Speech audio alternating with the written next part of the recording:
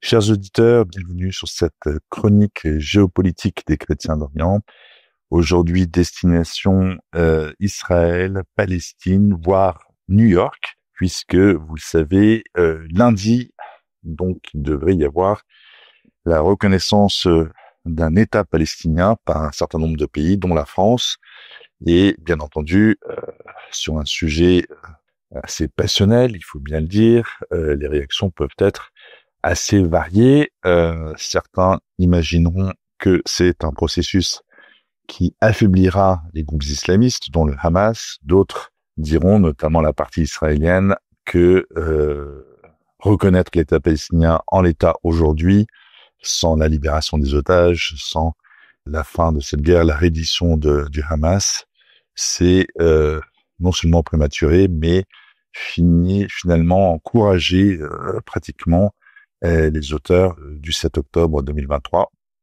Je ne prends pas parti dans cette chronique, j'explique simplement en quoi cela consiste, et donc simplement pour donner quelques éléments sur effectivement ce qui se passera lundi. Donc la France, je le disais, et 9 autres pays occidentaux reconnaîtront l'État palestinien à New York, à la tribune de l'ONU. C'est l'aboutissement d'un processus amorcé depuis plusieurs mois. L'Assemblée générale des Nations unies qui se déroulera lundi 22 septembre à New York fera date.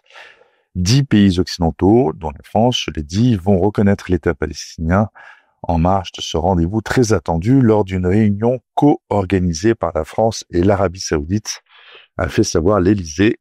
Les autres pays concernés sont Andorre, l'Australie, la Belgique, le Canada, le Luxembourg, le Portugal, Malte, Saint-Marin et le Royaume-Uni, selon la présidence française.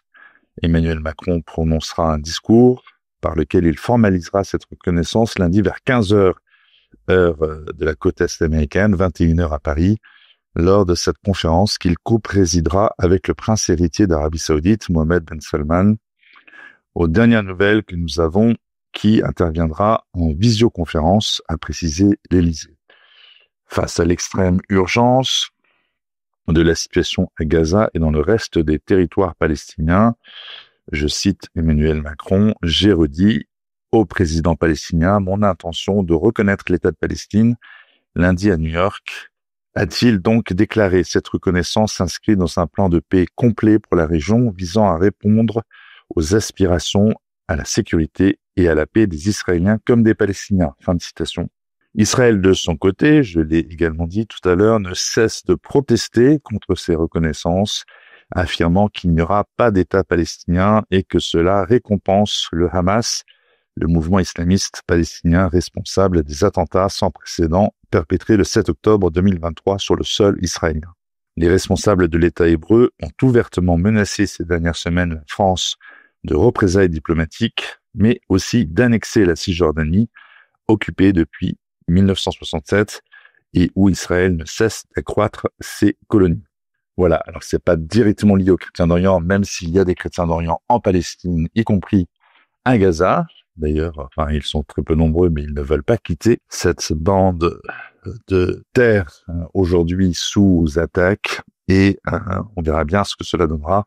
En tout cas, très certainement un sujet, une intention de prière pour la paix dans cette région qui tarde à venir, comme vous le savez tous. Chers amis, à la semaine prochaine sur Radio Espérance.